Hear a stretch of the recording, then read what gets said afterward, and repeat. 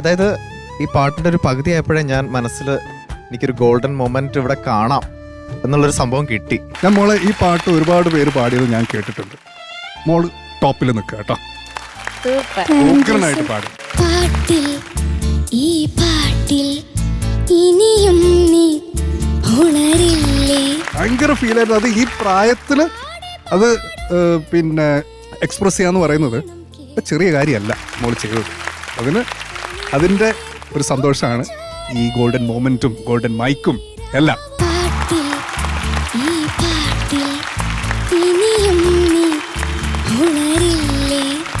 ഒരു രാപ്പാടി പാടും നീണം കേട്ടതില്ലേ. പനിനീർ പൂക്ക